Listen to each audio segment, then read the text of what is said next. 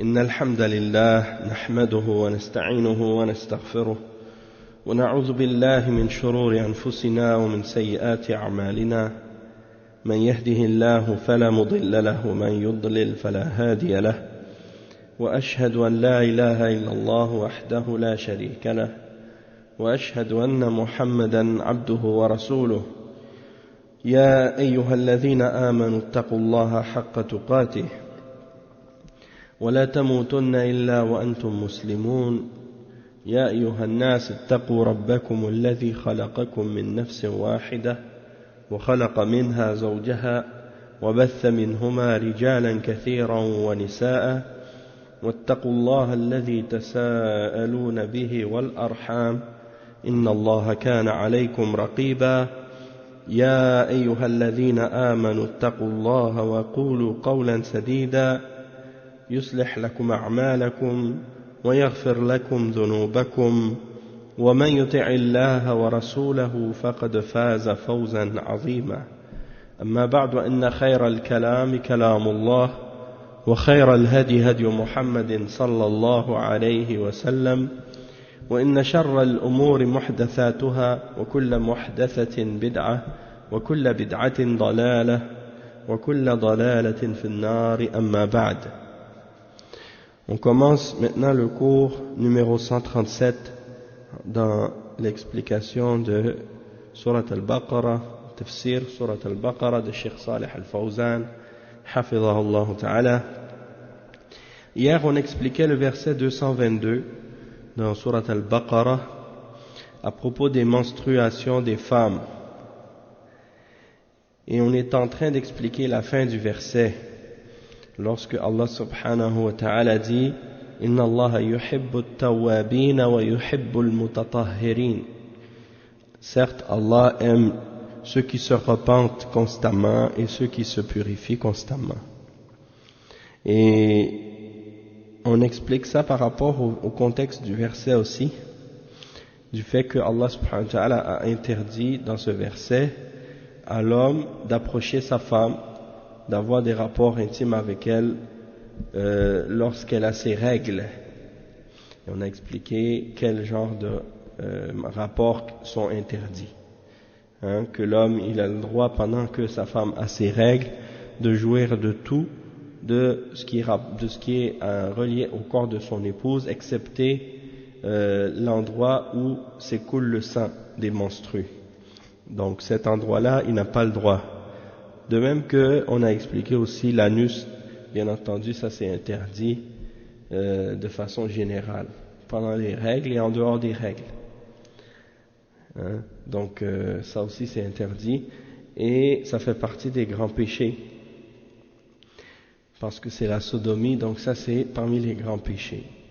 Et le cheikh il explique donc que, en ce qui concerne la repentance, Allah aime ceux qui se repentent. Et ici le cheikh il explique donc la suite de ce verset là à la fin. Inna Allah yuhibbu at-tawwabin wa yuhibbu al-mutatahhirin. هذا فيه إشعار أن جماع الحائض نجاسة ووسخ فمن تجنب جماع الحائض فهو متطهر والله جل وعلا يحب المتطهرين وكذلك الذي يقتصر على إتيان المرأة في قبولها هذا متطهر والذي يأتي المرأة من دبرها هذا متجنس والعياذ بالله لا يحبه الله إن الله يحب التوابين ويحب المتطهرين المتطهرين من الأدناس الحسية والمعنوية فمن الحسية إتيان المرأة في دبرها هذه نجاسة والله لا يحب من فعل ذلك وكذلك الأنجاس المعنوية كالشرك والكفر والمعاصي هذه كلها نجاسة معنوية يا أيها الذين آمنوا إنما المشركون نجس ووصفهم بالنجاسة المعنوية فمن تاب إلى الله تطهر من الذنوب ومن ترك الحرام تطهر من الحرام ومن ذلك إذا ترك جماع الحائض وهي حائض وترك إتيان زوجته من دبورها فهذا متطهر. Donc le cheikh il dit que Allah subhanahu wa ta'ala, donc il aime ceux qui se purifient constamment et il aime ceux qui se repentent constamment et qui se repentent à chaque fois, tout le temps, et ceux qui se purifient tout le temps. Hein. Et il y a dans ça quelque chose qui donne le sentiment ou qui donne l'impression, qui fait ressentir le fait que lorsque quelqu'un a des rapports sexuels avec sa femme alors qu'elle est impure, elle est en état de menstrue, que ça c'est quelque chose qui est impur, que c'est quelque chose qui est sale. Hein? Parce que la femme, lorsqu'elle a ses écoulements menstruels, c'est pas un moment ou c'est pas le temps d'avoir des rapports intimes avec elle là où s'écoule le sang. Donc la personne qui s'est écartée d'avoir des rapports sexuels avec son épouse alors qu'elle est en état de menstrue, alors cette personne-là c'est une personne qui s'est purifiée. Et Allah Azza wa Jal, il aime les gens qui se purifient constamment et qui essaient de rester purs. De même que la personne qui s'écarte d'avoir des rapports intimes avec sa femme par l'anus aussi. Ça aussi, cette personne-là, elle s'est purifiée, elle est restée pure.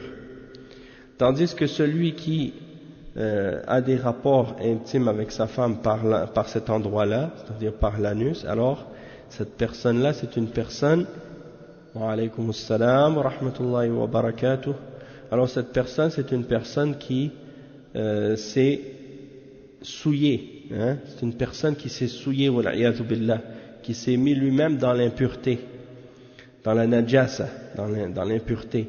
Et Allah n'aime pas celui qui reste dans l'impureté, puisque Allah subhanahu wa ta'ala mentionne qu'il aime ceux qui se repentent constamment et ceux qui se purifient constamment.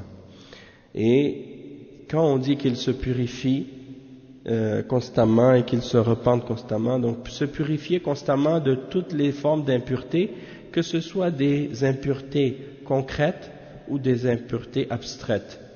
Et donc si ce sont des impuretés qui sont concrètes, comme par exemple le fait d'approcher son épouse par l'anus, ça c'est une impureté concrète, et Allah n'aime pas celui qui fait cela.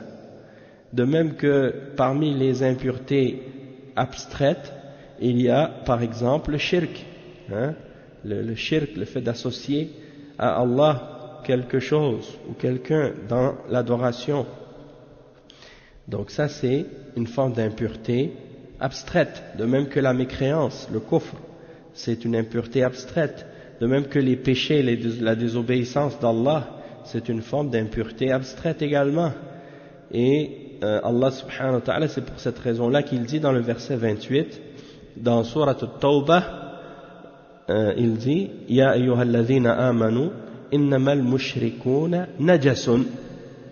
Ô vous qui avez cru, les mushrikoun, ceux qui font le shirk, sont najas, c'est-à-dire ils sont impurs, hein?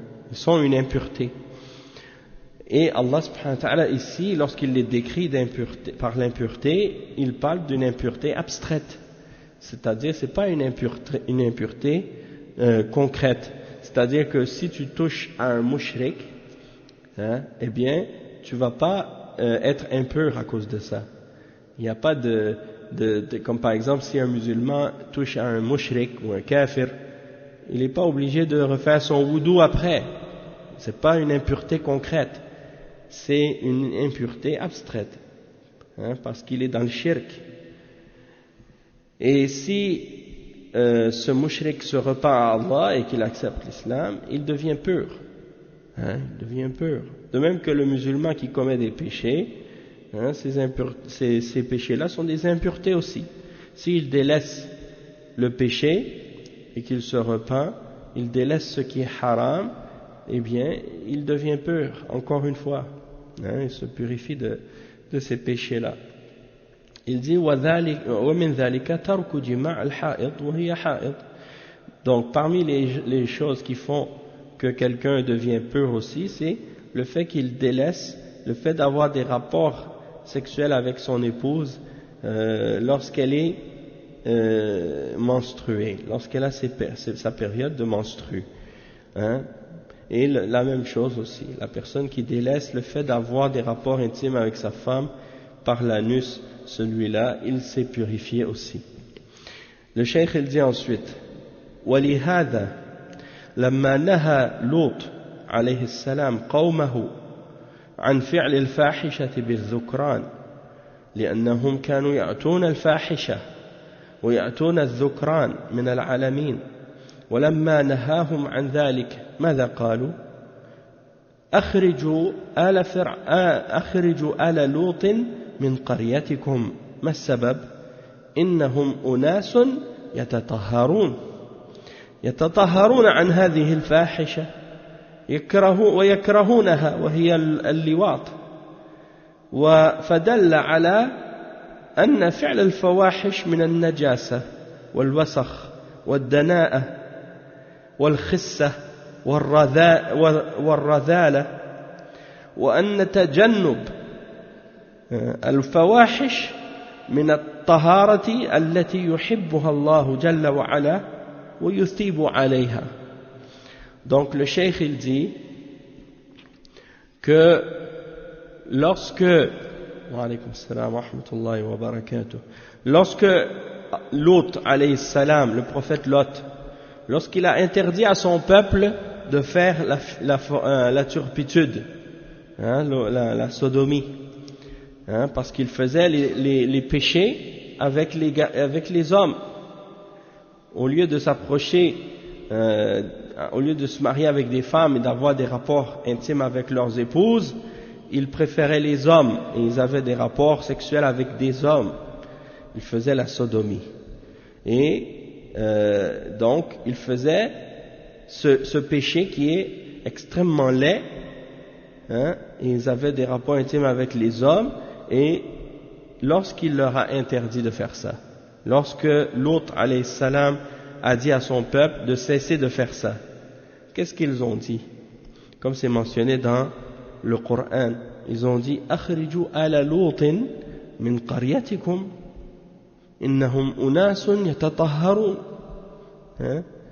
Qu'est-ce qu'ils ont dit? Ils ont dit faites sortir, expulsez, hein, expulsez Lot, la famille de Lot de votre ville. Ce sont des gens qui veulent rester purs. Et ils mentionnent que ce sont des gens qui veulent rester purs, comme si c'était un défaut de vouloir être pur, hein? Comme si c'était quelque chose de honteux et de blâmable de vouloir rester pur, et comme si vouloir l'impureté et la saleté, comme si ça c'est ça qui était louable. Et ça c'est le verset 56 dans Surat An-Naml. Le verset 56 dans Surat An-Naml, فما كان جواب قومه إلا أن قالوا أخرجوا آل لوط من قريتكم إنهم أناس يتطهرون. Donc tu vois, les gens, lorsque leur fitra est corrompue, hein, ils préfèrent la saleté et l'impureté et la turpitude à qu'est-ce qui est bon, à qu'est-ce qui est pur. Donc ils ont blâmé Lot alayhi salam et sa famille d'aimer la pureté, hein, et de critiquer cette turpitude qu'ils pratiquaient. En arabe on l'appelle al-liwat. Al-liwat c'est la sodomie, hein. Et il dit ça c'est la preuve que de faire les turpitudes ça fait partie de an-najasa, ça fait partie de l'impureté, al-wasakh, ad-dana'a, c'est-à-dire la saleté, hein? Et ad-dana'a, les bassesses, hein? Les choses viles, hein? Les choses viles et obscènes, et les vices. Donc tout ça, c'est de la saleté, de l'impureté, tandis que le fait de s'écarter des turpitudes et des péchés honteux et laids de ce genre, ça fait partie de la pureté que Allah aime et que Allah récompense. Hein? Et le cheikh il dit فعلمنا من هذا أن وطأ الحائض حرام. Donc juste avant de passer à l'autre point, ça c'est comme le cheikh il l'a mentionné ici, que d'avoir les rapports intimes avec notre épouse, et même si c'est notre propre femme, hein, avec qui on est marié, on n'a pas le droit de faire la sodomie avec elle. Donc imaginez si c'est une femme avec qui on n'est pas marié, ça c'est encore pire, et aussi avec un homme, ça c'est encore plus pire aussi. Et si quelqu'un dit, comme certaines personnes parfois ils disent, il n'a pas voulu prendre la virginité d'une fille, alors au lieu de faire le zina, hein, il a fait la sodomie, comme si en voulant dire ça c'est comme si pour eux ils pensent que ça c'est pas un péché, parce qu'ils pensent que le péché c'est seulement de faire le zina.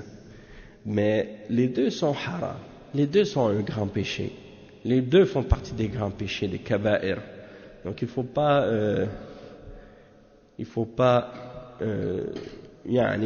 prendre ça à la légère.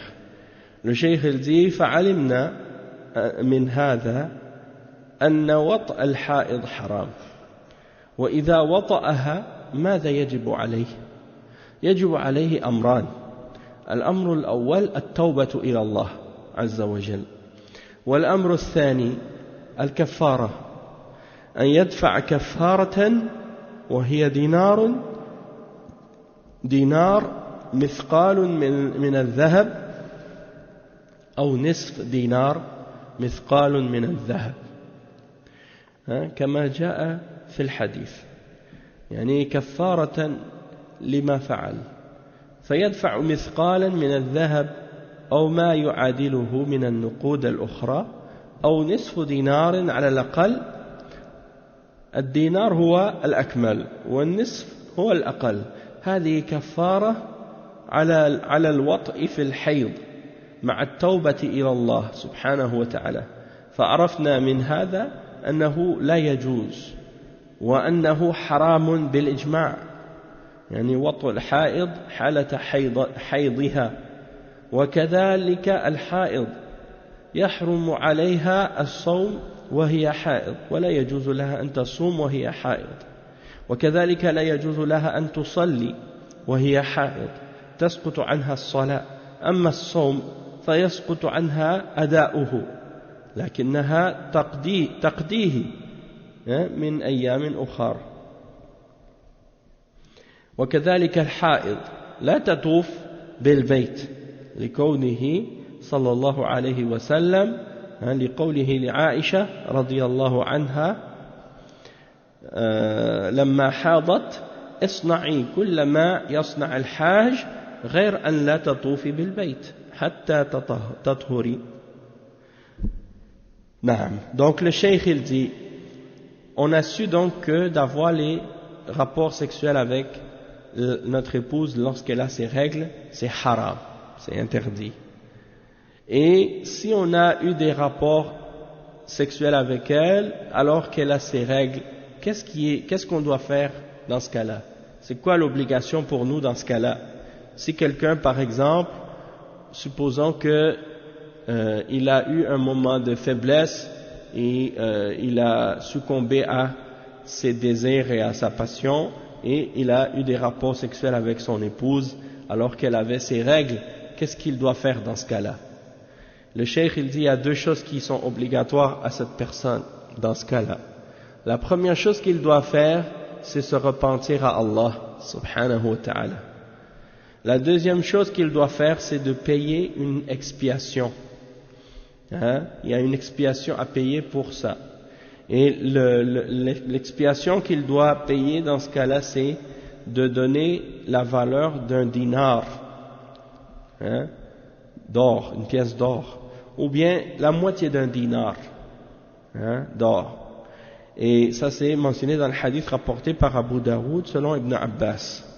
Il dit, donc ça c'est une expiation pour ce qu'il a fait. Il doit payer ça, cette somme d'argent-là, c'est-à-dire le poids d'une pièce d'or, ou ce qui est équivalent à une pièce d'or en une autre monnaie. Il doit donner soit un dinar, une pièce d'or, un dinar c'est une pièce d'or, ou bien la moitié d'un dinar, ou ce qui est équivalent à cette valeur-là, dans une autre monnaie. D'accord? Et, bon, je connais pas les valeurs d'une pièce de dinar, combien ça vaut. Il faudrait juste savoir combien est le poids d'une pièce, combien vaut le poids d'un dinar. Et c'est pas le dinar d'aujourd'hui, d'après moi, c'est le dinar de l'époque. Donc, il faudrait juste savoir les équivalences. Une fois qu'on retrouve ça, ça doit se trouver facilement dans les livres de fiqh. La valeur d'un dinar et combien ça vaut, ou bien de la moitié d'un dinar. Si on sait le poids, on peut trouver la valeur facilement. Avec le prix de l'or sur le marché, on peut regarder l'équivalence en grammes, puis ça va nous donner la valeur de combien on doit payer en expiation. Et le cheikh il dit, donc ça c'est le maximum, c'est de donner un dinar, et le minimum une moitié de dinar. Donc tu as le choix en fait de donner le maximum ou le minimum. D'accord? Et ça c'est une kafara, c'est une expiation pour avoir eu des rapports sexuels avec notre épouse pendant qu'elle a ses règles, en plus de la repentance. Et le cheikh il dit, on a su qu'il n'est pas permis donc d'avoir des rapports intimes avec notre épouse dans cette période-là, et que c'est haram selon le consensus des savants de l'islam lorsqu'elle a ses règles, et de même que la femme qui a ses règles et ses menstrues, elle n'a pas le droit de jeûner pendant qu'elle a ses règles, et elle n'a pas le droit non plus de faire la salat alors qu'elle a ses règles. Donc quand elle a ses règles, elle n'est pas ordonnée, elle n'a pas le droit de faire la salat ni de jeûner. Il dit, en ce qui concerne la salat, elle n'a pas à les refaire, mais en ce qui est du jeûne, elle doit le reprendre, c'est-à-dire les jours manqués, elle doit les reprendre après. De même que la femme qui a ses règles, elle n'a pas le droit de faire le tawaf à la Mecque. Donc, si elle est à la Mecque, elle n'a pas le droit de faire le tawaf quand elle a ses règles, et la preuve c'est l'exemple de Aïcha radiyallahu anha lorsqu'elle a eu ses règles et que le prophète sallallahu alayhi wa sallam lui a dit, comme c'est rapporté par Al-Bukhari et Muslim, fais tout ce que fait le pèlerin, le hajj, excepté de faire le tawaf autour de la Kaaba, jusqu'à ce que tu te sois purifié. Donc, le tawaf, c'est pas permis pour la femme lorsqu'elle a ses règles. Il dit, فلا يجوز للحائض أن تطوف بالبيت حتى تطهر من حيضها وتغتسل ثم تطوف. كذلك يحرم طلاق الحائض في حالة الحيض. لا يجوز للزوج أن يطلق في حالة الحيض. لقوله تعالى يا أيها النبي إذا طلقتم النساء فطلقوهن لعدتهن أي طلقوهن طاهرات من غير مسيس. هذه هي العدة التي أمر الله أن تطلق لها النساء. ولما طلق ابن عمر رضي الله عنهما امرأته وهي حائض سأل عمر بن الخطاب رضي الله عنه رسول الله صلى الله عليه وسلم أن ابنه عبد الله طلق امرأته وهي حائض، فقال له صلى الله عليه وسلم مره فليراجعها ثم ليتركها حتى تطهر ثم تحيض ثم تطهر ثم إن شاء أمسك بعد وإن شاء طلق قبل أن يمس فتلك العدة التي أمر الله عز وجل أن يطلق لها النساء فلا يجوز التطليق للحائض وهذا يسمونه الطلاق البدعي لأنه يدخل في قوله صلى الله عليه وسلم من عمل عملا ليس عليه أمرنا فهو رد فهذا طلاق بدعي لا يجوز ويحرم ويأثم ويجب عليه أن يراجعها وأن يمسكها ثم يطلقها إلا في طهر لم يجامعها فيه هذا هو وقت الطلاق الذي وقته الله له يا أيها النبي إذا طلقتم النساء فطلقوهن لعدتهن. Donc ici c'est des règles importantes là que le cheikh est en train d'expliquer en plus de qu'est-ce qu'on a parlé hier. Il dit en plus de ça, donc on a dit la femme quand elle a ses règles elle ne peut pas faire la salat, elle ne peut pas jeûner, elle ne peut pas faire le tawaf, hein? Il dit il n'est pas permis à la femme de faire le tawaf lorsqu'elle a ses règles jusqu'à ce qu'elle soit devenue pure et qu'elle se soit purifiée en faisant le ghusl, et là par la suite elle peut faire le tawaf. De même que la femme musulmane, quand elle a ses règles, son mari n'a pas le droit de la divorcer. C'est-à-dire que dans l'islam, c'est interdit pour un homme de divorcer sa femme pendant ses règles. Et ça, beaucoup de musulmans, ils savent pas ça. Beaucoup de musulmans, ils connaissent pas les règles du divorce. Ils divorcent n'importe comment. Ils vont prononcer le divorce de leur femme pendant les règles. Et ça, c'est interdit. C'est haram. Hein? C'est un péché. Donc, le cheikh dit, il n'est pas permis pour un homme de divorcer sa femme pendant qu'elle a ses règles. Hein? Il dit, non, ça on va pas parler de ça maintenant. On parle juste du fait qu'il ne doit pas le faire. C'est-à-dire que s'il le fait, il fait un péché. Il a désobéi à Allah, hein, quand il fait ça. Donc s'il sait qu'il ne doit pas le faire, il va pas le faire. S'il craint Allah, il ne va pas le faire. Et une des raisons pour ça, c'est bien entendu parce que Allah il est sage. Allah il est hakim. Il sait que la femme, pendant ses règles, son comportement et ses hormones, parfois ça peut l'amener à agir de certaines façons. Et si le mari il n'est pas patient, il va vouloir la divorcer pendant cette période-là. Et c'est pour ça que Allah il a interdit justement à l'homme de divorcer sa femme pendant cette période. Parce que, justement, quand cette période de règles, elle termine, là après, la femme, elle est moins affectée par ses émotions et ses hormones à ce moment-là. Et donc, il peut se réconcilier avec elle plus facilement s'il y a une dispute. Tandis que s'il la divorce pendant pendant ses règles, hein, là c'est une période elle n'est pas toujours dans son état, dans son meilleure humeur ou bien des choses comme ça. Donc, non, ça c'est la idda, ça c'est autre chose.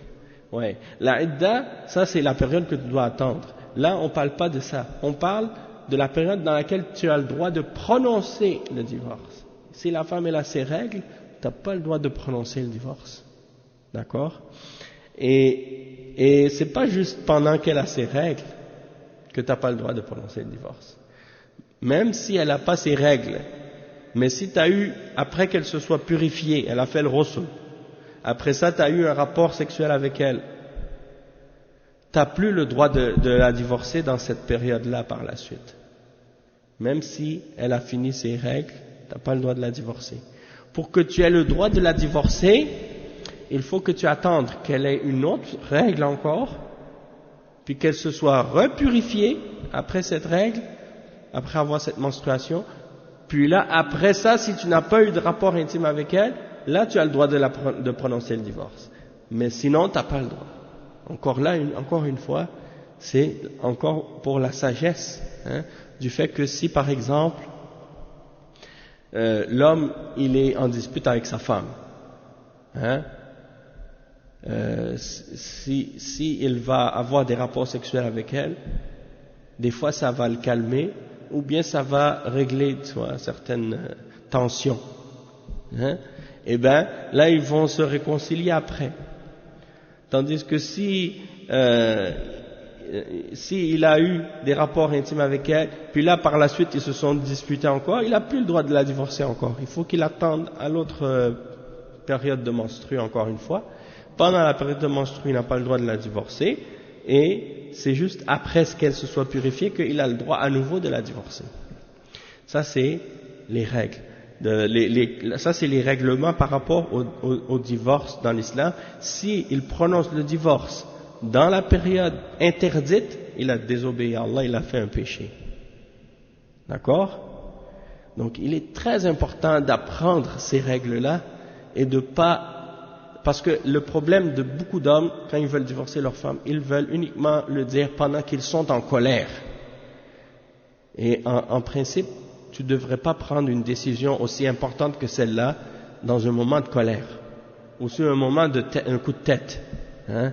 Tu es fâché, tu t'énerves, là tu commences à crier, là tu dis « Ah ça y est, hein, je te divorce ». Non, ça c'est pas la bonne méthode. Hein? C'est pas un jeu le divorce.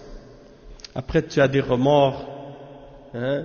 Tu rentres tu vas à la mosquée, tu pries, tu es triste, et là tu commences à pleurer peut-être, tu commences à voir tes amis, tu te dis ah, j'ai divorcé ma femme, je voulais pas. Bon, si c'était juste la première fois, tu peux la reprendre encore, mais quand même, hein, c'est pas un jeu le divorce.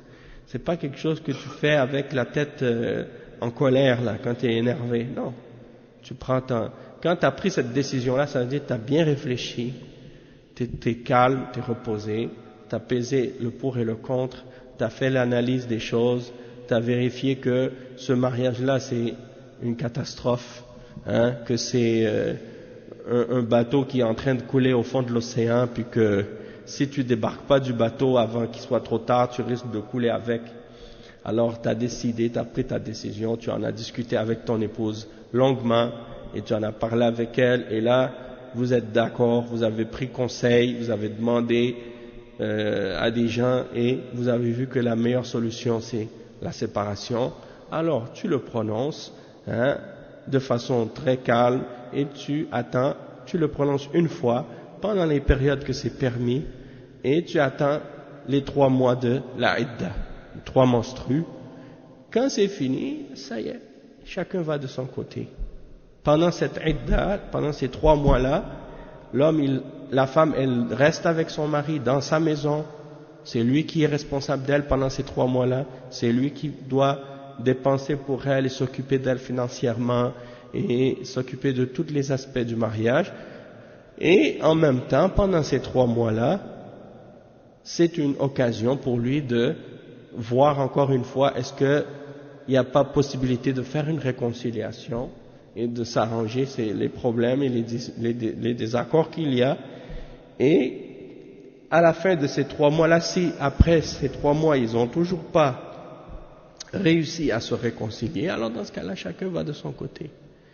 Mais s'il trouve une réconciliation et il veut la reprendre, il peut la reprendre à n'importe quel moment à l'intérieur de ces 3 mois-là. Ce qu'on appelle la période de viduité ou la période de idda en arabe. Hein? Donc c'est ça, en résumé, là c'est ça les règles. Donc le cheikh il dit, ça c'est interdit, ça encore une fois, ça c'est une autre chose qui est interdite aussi, de prononcer le divorce 3 fois en même temps, dans une seule période, dans un seul moment. Comme si quelqu'un il est là puis il dit 3 fois je te divorce, je te divorce, je te divorce. Anti taliq, anti taliq, anti taliq. Celui qui fait ça, hein, c'est comme si Allah subhanahu wa ta'ala lui a donné la possibilité de reprendre sa femme 3 fois. Lui, au lieu de ça, il s'est fermé la porte à la reprendre d'un seul coup, il le prononce les 3. Hein? Donc ça c'est interdit ça aussi. Celui qui fait ça, il a contredit la sunna. Ça aussi, ça fait partie des choses qui ne sont pas permises. Hein, c'est pas permis de faire ça. Après, celui-là, il va pleurer encore plus. Hein? Il pleure les larmes de sang. Pourquoi j'ai dit 3 fois? Allah il t'a dit de dire une fois, toi tu dis 3 fois. Pourquoi tu dis 3 fois? Dis une fois. C'est ça la sunna. Respecte la sunna. Hein? Allah al-musta'an. Bon, le cheikh il dit, Allah subhanahu wa ta'ala dit dans le verset 1, dans surat al-Talaq, il y a une surah dans le Coran qui s'appelle la surah al-Talaq, la surah du divorce. Dans cette surah, il y a beaucoup de règles qui parlent du divorce. Le verset 1, le premier verset dans cette surah, Allah subhanahu wa ta'ala dit, ô vous qui avez cru, ô toi le prophète, Allah s'adresse au prophète, mais il s'adresse en même temps à toute la Ummah, lorsque vous divorcez les femmes, divorcez-les selon leur idda, c'est-à-dire divorcez-les alors qu'elles sont pures, et que vous ne les avez pas touchées, c'est-à-dire vous n'avez pas eu de rapport intime avec elles. C'est les deux conditions. Il faut qu'elles soient pures, c'est-à-dire il ne faut pas qu'elles soient dans sa période de menstru, et il ne faut pas les avoir touchées, c'est-à-dire il ne faut pas avoir eu de rapport sexuel avec elles. Si tu as respecté ces deux conditions-là, là tu as le droit de prononcer le divorce. Si tu n'as pas respecté ces deux conditions-là, tu n'as pas le droit de prononcer le divorce. Et donc, ça c'est al-idda, c'est ça la période que Allah subhanahu wa ta'ala a donnée, dans laquelle il a ordonné que si quelqu'un veut divorcer sa femme, il la divorce dans cette période-là. Et il dit, lorsque Abdullah ibn Umar, radiyallahu anhuma, le fils de Umar ibn al-Khattab, il a divorcé sa femme, alors qu'elle avait ses règles. Alors Umar ibn al-Khattab est allé voir le prophète sallallahu alayhi wa sallam, et il lui a dit, mon fils, Abdullah, il a divorcé son épouse pendant ses règles. Alors qu'est-ce que le prophète sallallahu alayhi wa sallam a dit? Ça c'est rapporté par Al-Bukhari et Muslim. Le prophète sallallahu alayhi wa sallam lui a dit, il a dit à Omar, ordonne-lui de la reprendre, puis qu'il la laisse jusqu'à ce qu'elle se purifie, puis qu'elle ait ses règles encore, puis qu'elle se purifie encore une fois, puis ensuite s'il veut il la garde après, ou bien s'il veut il la divorce avant de la toucher. Et ça c'est la idda que Allah a ordonné, que lorsque quelqu'un veut divorcer sa femme, il la divorce ainsi, dans cette période-là, de cette façon. Donc, le cheikh il dit, il n'est pas permis donc de divorcer une femme alors qu'elle a ses règles. Et cela s'appelle at-talaq al-bid'i, c'est-à-dire c'est le talaq qui est bid'a, innové. Il ne fait pas partie de la religion ce divorce-là. Et il dit ça rentre dans la parole du prophète sallallahu alayhi wa sallam, qui est rapportée selon Aïcha radiyallahu anha par l'imam Muslim, qui dit celui qui fait une action qui n'est pas de notre religion, elle sera rejetée. Donc ça veut dire que ce divorce-là, c'est le divorce qu'on appelle le divorce qui est bid'i, qui est innové. Il n'est pas permis de le faire. Il est interdit de le faire, et celui qui le prononce, le divorce, pendant que sa femme elle a ses règles, ou après avoir eu des rapports intimes avec elle, il a commis un péché. Il est obligatoire pour lui de reprendre sa femme, puis de la garder, et il ne peut la redivorcer que lorsqu'il a eu, lorsqu'elle se soit purifiée et qu'il n'a pas eu de rapport intime avec elle, à ce moment-là, il peut la divorcer. Oui.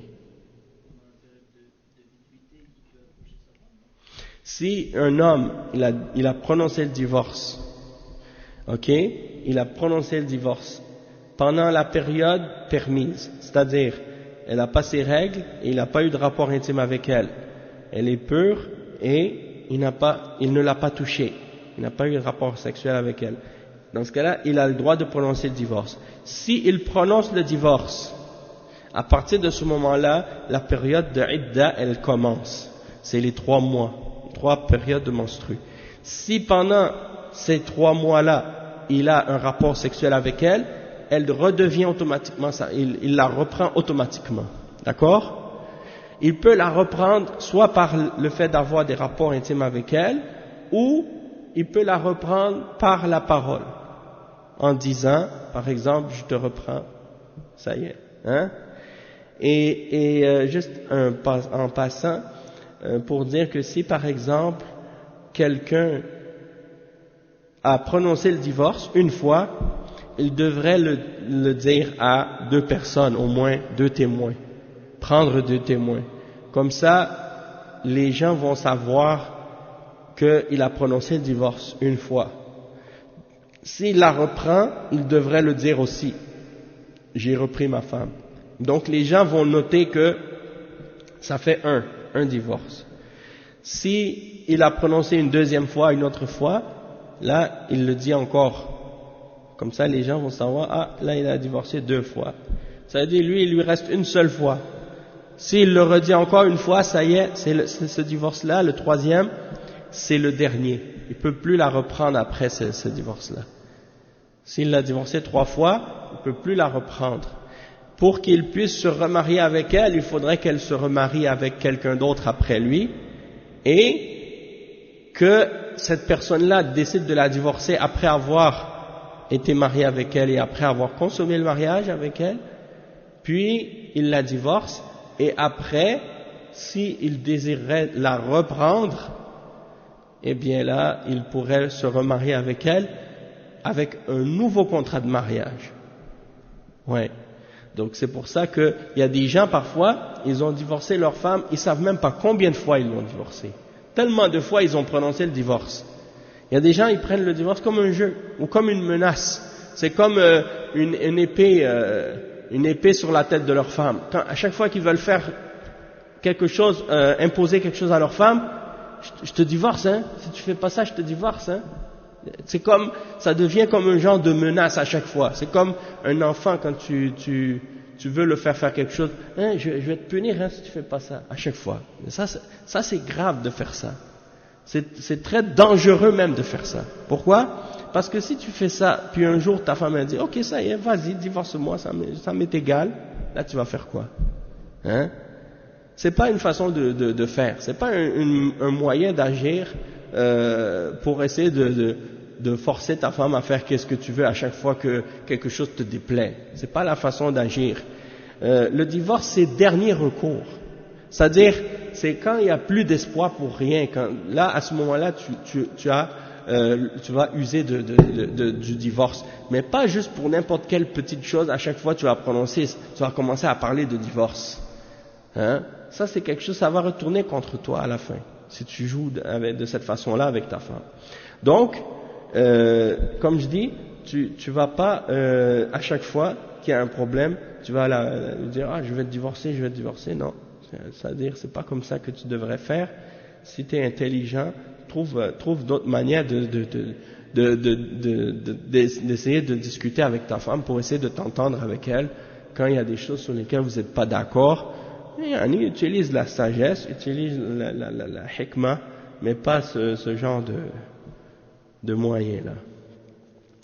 Puis qu'est-ce que je disais donc aussi? Donc c'est ça. Donc tu dois pas oui c'est ça. Donc si tu l'as divorcée après 3 fois, donc tu peux plus la reprendre, il faut qu'elle se remarie. Puis après si elle s'est divorcée par la suite, la personne l'a divorcée ou quoi, là après tu pourrais la reprendre par la suite. Et quand ça arrive à ce cas-là, des fois il y a des gens qui essaient de faire des ruses. Ils payent quelqu'un pour dire bon toi tu vas marier ma femme, puis tu vas pas la toucher, tu vas juste te marier avec elle, puis après tu vas la divorcer. Et ça, c'est des ruses. Et les ulama, ils ont dit ça compte pas. Si quelqu'un fait ça, ça compte pas. Il faut vraiment qu'il y ait, que le mariage soit consommé pour que ce soit valable et pour que la personne puisse, par la suite elle l'a. Parce que pourquoi? Peut-être que le problème c'est parce que vous deux vous n'êtes pas compatibles. Peut-être que ça marche pas entre vous deux et que si elle va se marier avec quelqu'un d'autre, ça peut être mieux pour elle, hein? Et donc dans ce cas-là, le fait de se remarier avec quelqu'un d'autre, peut-être que ça va être une solution pour ce genre de problème. Donc Donc c'est ça, il faut vraiment apprendre ces règles-là et apprendre à les respecter et suivre ces conseils de qu'est-ce que Allah nous a ordonné à ce sujet-là. هذا هو وقت الطلاق الذي وقته الله له يا أيها النبي إذا طلقتم النساء فطلقوهن لعدتهن. كذلك يحرم على الحائض الجلوس في المسجد ولا يجوز لها أن تجلس في المسجد أي مسجد من المساجد، لكن يجوز لها المرور وأخذ شيء من المسجد، لأن النبي صلى الله عليه وسلم كان يأمر عائشة وهي حائض أن تناوله الخمر من المسجد، والخمر هي الفراش الذي يصلي عليه الصلاة والسلام. Donc il dit que la femme, quand elle a ses règles, elle ne doit pas non plus s'asseoir dans la mosquée, rester à la mosquée, assis, peu importe la mosquée.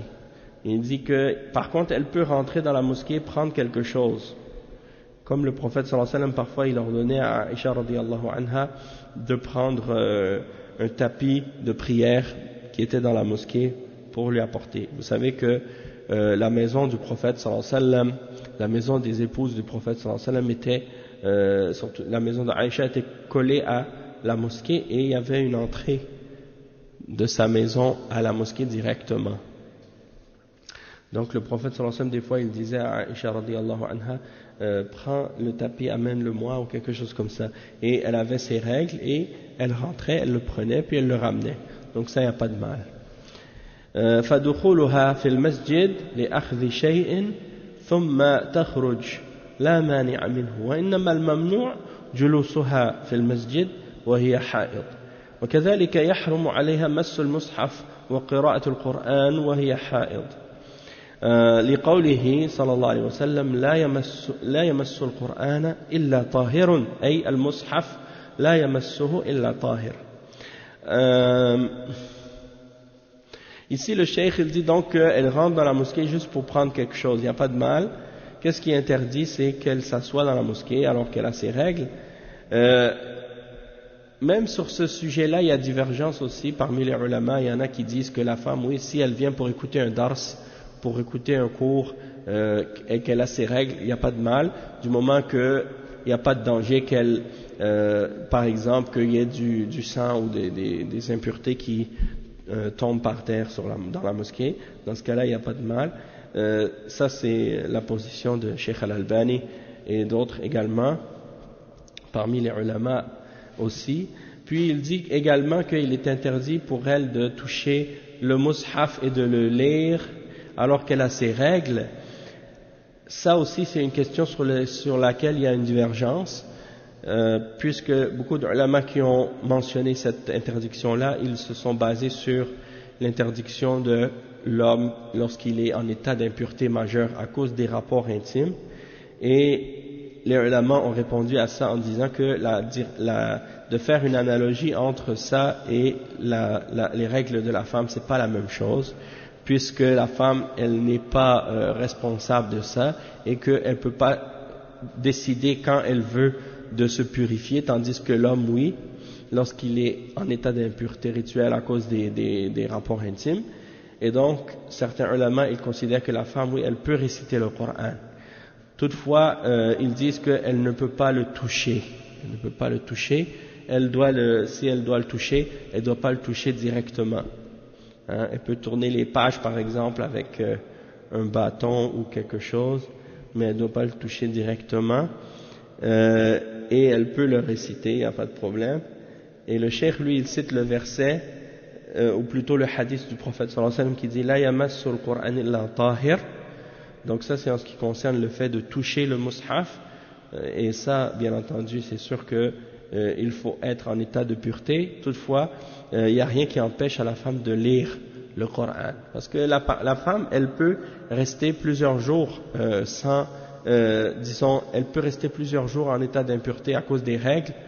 Et si elle ne revise pas qu'est-ce qu'elle a mémorisé, elle peut, à cause de ça, parfois oublier. Donc elle a besoin de reviser le Coran et de le relire, même lorsqu'elle a ses règles. Et il dit ensuite le cheikh وقراءة القرآن كذلك عن ظهر قلب لا تقرأ القرآن عن ظهر قلب لأنها مثل الجنب عليها حدث أكبر. Donc on voit ici que Cheikh Al-Fawzan, lui, ça c'est sa position. Il dit que de réciter le Coran même par cœur, sans toucher au mushaf, il dit ça c'est pas permis parce qu'elle est comme l'homme qui est en état de janaba. Et ça c'est la position de certains parmi les ulama, qu'ils font l'analogie de la femme qui a ses règles avec l'homme qui est en état de janaba. Toutefois, les ulama, d'autres ulama ont réfuté ça et ont mentionné que c'est pas permis, c'est pas la même chose. Et le cheikh il mentionne ça aussi justement. Il dit النبي صلى الله عليه وسلم كانت تمنعه الجنابة من قراءة القرآن وكذلك الحائض لأن الحيض حدث أكبر فهي مثل الجنابة تمنع من قراءة القرآن إلا أن بعض المحققين من العلماء قالوا يجوز لها إذا كانت تخاف على ما تحفظه من القرآن أن تنساه فيجوز لها أن تستذكره وهي حائض محافظة عليها لأن لا تنساه ولكن من غير المصحف تقرأه عن ظهر قلب خشية النسيان. Donc il dit que le prophète sallallahu alayhi wa sallam, donc il récitait pas le Coran en état de janaba. Toutefois, il dit donc que la femme qui a ses règles, elle est elle aussi en état d'impureté majeure, comme la janaba. Hein? Donc ça, il dit ça l'empêche de réciter le Coran. Il dit que certains parmi les ulama, parmi les ulama qui ont fait des vérifications dans ces questions-là, ils ont dit qu'il est permis pour elle de réciter le Coran. Si elle craint d'oublier ce qu'elle a mémorisé, alors dans ce cas-là, il est permis pour elle de se rappeler de ce qu'elle a mémorisé, même si elle a ses règles, pour ne pas l'oublier. Donc ça, c'est toutefois sans toucher au mushaf. Hein. Et donc, comme j'ai mentionné tout à l'heure, la femme, elle peut réciter dans le mushaf, mais pas le toucher. Hein. Wallahu ta'ala a'lam. Et le cheikh, il explique ensuite, il dit ويقول الله عز وجل لنبيه محمد صلى الله عليه وسلم ويسألونك أي الصحابة عن المحيض أي عن أحكام الحيض الذي يعتري النساء وسبب السؤال أن اليهود كانوا يتشددون في شأن الحائض تشددا عظيما بحيث إنهم لا يساكنونها في المنزل ولا يأكلون مما تطبخه ولا يشربون من ماء شربت منه ولا يمسونها بأيديهم وهذه من الأغلال والآثار التي عاقبهم الله بها فلما رأى المسلمون ذلك من اليهود وكانوا يجاورونهم في المدينة سألوا النبي صلى الله عليه وسلم عن المحيض أي عما يعتري النساء من الحيض. Donc, le cheikh, il reprend certains points par rapport à ce verset-là. Il dit, donc, il te demande, c'est-à-dire les sahaba, au sujet des règles des femmes. Et il dit que la raison de la question, c'est parce que les juifs avaient l'habitude d'être très extrêmes dans les questions qui ont rapport avec les règles des femmes. Ils ne restaient pas dans la même maison avec la femme qui avait ses règles. Ils ne mangeaient pas avec elle, ils ne mangeaient pas qu'est-ce qu'elle cuisine, ils ne boivent pas de l'eau, si elle a bu de cette eau-là, ils ne boivent pas de cette eau-là eux aussi, et ils ne la touchent pas avec leurs mains. Donc ça fait partie des carcans et des difficultés que Allah subhanahu wa ta'ala a mis dans leur religion pour les punir, hein, pour les punir. Et lorsque les musulmans ont vu les juifs agir de cette manière, et que les juifs, c'était les voisins des musulmans à cette époque-là à Médine, alors ils sont allés voir le prophète sallallahu alayhi wa sallam pour poser la question à propos des femmes lorsqu'elles ont leurs règles. Hein? Et juste pour vous donner un exemple à ce sujet, par rapport à ça. Je vais juste vous citer quelques exemples. Non. Donc, comme on a expliqué, dans par exemple certaines règles au sujet des femmes, qu'est-ce qu'ils ont mentionné dans leurs livres, les chrétiens et les juifs, dans Lévitique 15, chapitre 15, versets 19 à 30. Voici ce qui est écrit dans le livre, dans l'Ancien Testament, la Bible des Juifs aujourd'hui.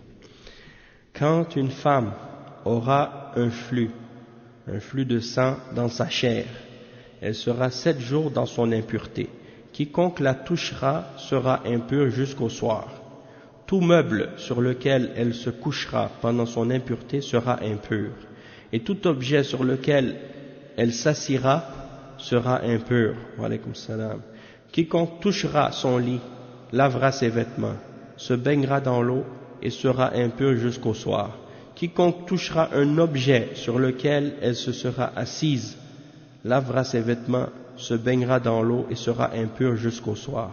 S'il y a une chose sur le lit ou sur le siège sur lequel elle s'est assise, celui qui la touchera sera impur jusqu'au soir. Si un homme couche avec elle et que l'impureté de cette femme vienne sur lui, il sera impur pendant 7 jours, et tout lit sur lequel il couchera sera impur. Quand une femme aura un flux de sang pendant plusieurs jours, et en dehors du temps accoutumé, ou si son flux se prolonge au-delà du temps de son impureté, wa alaykoum salam, de son impureté menstruelle, tout lit sur lequel elle se couchera, tout le temps de ce flux sera pour elle comme le lit de son impureté menstruelle, et tout objet sur lequel elle s'assiera sera impur, comme au temps de son impureté menstruelle. Quiconque la touchera sera impur, il lavera ses vêtements, se baignera dans l'eau et sera impur jusqu'au soir. Lorsqu'elle sera purifiée de son flux, elle comptera 7 jours après lesquels elle sera pure. Le 8e jour, elle prendra 2 tourterelles et 2 jeunes pigeons, et les apportera au prêtre à l'entrée de la tente de réunion, et le prêtre les offrira, l'une en sacrifice pour le péché, l'autre en holocauste, et le prêtre fera pour elle l'expiation devant Yahvé à cause du flux qui la rendait impure. Tu vois? Donc ça, c'est les règles qui sont mentionnées dans la Bible à propos des femmes. C'est pour l'holocauste. Non, en fait, l'holocauste, le mot holocauste, ça ne veut pas dire l'holocauste là qui a eu lieu. Le mot holocauste, c'est comme un sacrifice, ça veut dire en fait. Oui. Et ils l'ont appelé holocauste. Qu'est-ce qui s'est passé en Allemagne là avec les nazis? Et je me suis toujours posé la question pourquoi ils ont appelé ça holocauste. Parce que je trouvais ça bizarre d'appeler ça de cette façon. Parce que dans l'ancien Israël, ils disent que dans les définitions du Larousse, ils disent que c'est un sacrifice religieux où la victime, un animal, était entièrement consumé par le feu. Et la victime est ainsi sacrifiée. Ensemble, et ils ont appliqué ça à soi-disant l'extermination des Juifs, dont ils ont été les victimes de la part des nazis en 39-45. Donc, est-ce que dans ça, il n'y a pas une indication que cette extermination des Juifs-là, c'était un holocauste pour les Juifs, comme pour faire un sacrifice ou une expiation? Je ne sais pas pourquoi ils ont appelé ça comme ça, mais j'ai toujours trouvé ça bizarre. En tout cas, on va s'arrêter donc avec ça. C'est juste j'ai voulu lire ça juste pour faire comprendre que les Juifs, donc dans leur religion, c'est ça leur principe. Tandis que dans l'islam, Allah subhanahu wa ta'ala dit فَلَا تَقْرَبُوهُنَّ, il dit dans le verset فَاعْتَزِلُوا النِّسَاءَ فِي الْمَحِيضِ وَلَا تَقْرَبُوهُنَّ حَتَّى يَطْهُرْنَ. Donc ça veut dire, le prophète sallallahu alayhi wa sallam, il a dit, écartez-vous des femmes c'est-à-dire c'est-à-dire écartez-vous des parties intimes de la femme, c'est-à-dire de l'endroit où il y a les écoulements de sang. C'est ça qui est interdit. Mais sinon, en dehors de ça, tu peux rester avec elle, parler avec elle, la toucher, dormir à côté d'elle, il n'y a aucun problème. Hein? Tu peux jouir avec ta femme pendant sa période de menstrue, excepté que tu n'as pas le droit d'avoir des rapports intimes avec elle par l'endroit où il y a l'écoulement de sang. Contrairement aux Juifs, eux qui ont complètement interdit tout, hein, tout rapport avec la femme, toute connexion, même de la toucher ou toucher quoi que ce soit. Puis l'autre extrême, comme on disait, les chrétiens, eux, ils voient qu'il n'y a rien d'impur. Le cheikh, il explique et il dit هذه من الأغلال والآثار التي عاقبهم الله بها. Donc Allah subhanahu wa ta'ala, les Juifs, à chaque fois que les Juifs transgressaient les règles d'Allah et contredisaient les prophètes, Allah subhanahu wa ta'ala, pour les punir, il faisait descendre sur eux des règles religieuses plus difficiles, parce qu'ils étaient un peuple transgresseur. Et on a vu l'exemple de ça justement dans Surat Al-Baqarah au début, lorsque Allah leur a ordonné de sacrifier une vache, et eux, à chaque fois, ils ont commencé à poser plein de questions pour dire quelle sorte de vache, quelle couleur de vache, et ainsi de suite. Et Allah subhanahu wa ta'ala, à chaque fois, il leur rendait la chose de plus en plus difficile, jusqu'à ce qu'à la fin, ils ont eu du mal à le faire. Donc, ça c'est dans plusieurs choses aussi que Allah a puni les Juifs de cette façon-là, à cause de leur transgression. Donc on va s'arrêter ici pour aujourd'hui. Subhanakallahumma bihamdik, ashhadu an la ilaha illa anta astaghfiruka wa atubu ilayk, wa sallallahu wa sallam ala nabiyyina Muhammad wa ala alihi wa sahbihi ajma'in. Wassalamu alaykum wa rahmatullahi wa barakatuh.